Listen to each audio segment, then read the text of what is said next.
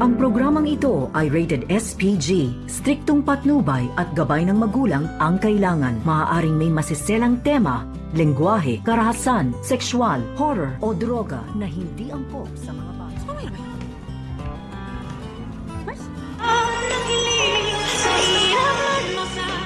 Narito na nga ang ating pagkaabangan ngayong Sabado sa Abot Kamay na Pangarap. Dumating na nga itong si RJ sa lugar na sinabi dito ni Moira kung saan nga sila magkikita at saan ilalagay ni RJ itong pera na kanyang dala-dala. At pati na rin itong sina Regan at itong si Nurse Karen at Nurse Evan ay dumating na rin sa sinabing lugar dahil kinakailangan daw ni Annalyn ng tulong, kaya naman nag-disguise ang mga ito.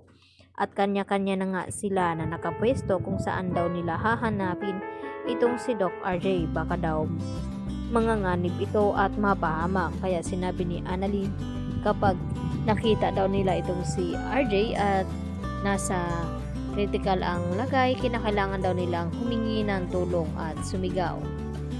Subalit hindi pa nga nila nahanap itong si RJ. Samantala, pinaglalaraan naman ni Moira ang kanyang asawa na si RJ.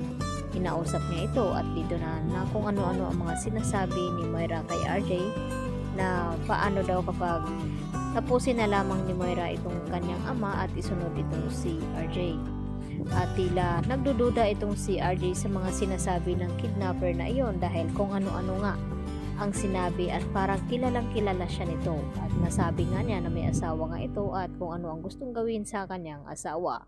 Sa kabilang banda, nakaalis din itong sina Lynette sa bahay ni Carlos at kasama itong mga nang loob sa kanilang tahanan at gulat na gulat naman itong si Carlos nang makapasok sa bahay na ganun ang sitwasyon na sobrang gulo at sinasabi ni Carlos na nilooban nga sila at dito niya na hinahanap itong si Lynette at wala nga siyang nakita doon samantalang narinig niya ang sigaw dito ni Harry at dito niya nakita at nagulat itong si Doc Carlos na kung bakit bugbog sarado itong si Harry at dito nga na ipinaliwanag ni Harry na nilooban sila at tinangay daw itong si Lynette na mga akit bahay.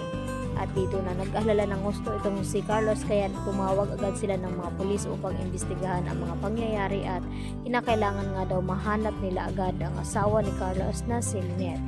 At naroon nga sila sa bangko kung saan kukunin ni Lynette ang pera na kinakailangan ng mga hold-upper.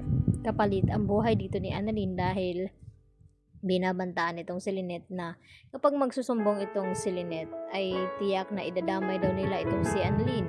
Kasamahan pala ni Dax ang kumukuha ng video habang nagkikita itong si Annalyn at itong si Doc Lindon Javier. At dito nga natakot itong si Lynette na baka mapano itong kanyang anak. Samantala dito naman sa kung saan nagkipagkita itong si RJ ay dito naman na nasa lubong dito ni Annalyn itong si Balahadja na nag-disguise bilang janitor at dito niya nga dinampot itong trash bag na pinaglalagyan ng pera ni RJ. Subalit hindi pa rin nakikita ngayon ni RJ ang kanyang ama na sinasabi ni Moira na nasa truck daw ng basura at bilis-bilisan daw ni RJ baka mamaya darating itong truck at hindi na niya maabutan ang kanyang ama. At nag-aalala naman itong si Giselle na baka iniisahan lamang itong si RJ ng kidnapper upang makuha ang pera, subalit hindi nila mailigtas ang kanilang ama at yun na nga ang nangyari dahil nakuha na nga ni Balhadja itong pera. At dito sinabi ni Balhadja kay Moira na nasa lubong daw niya itong si Annalyn. At hindi lang yon dahil nakita dito nila Nurse Karen at Ivan itong si Moira na naka-disguise at walang duda na may pakana itong si Moira sa lahat ng mga pangyayaring iyon at sa lahat ng pagkawala dito ni Doc ni Don Pepe, kaya agad nilang inireport ito kay RJ dahil naisahan nga itong si RJ at hindi nakuha at nailigtas itong si Don Pepe. Ayan po ang ating abangan bukas kung ano ang magiging kahinatnan na nabisto na nga ngayon itong si Moira na may pakana ng lahat. Yan lang po at marami pong salamat. Bye bye!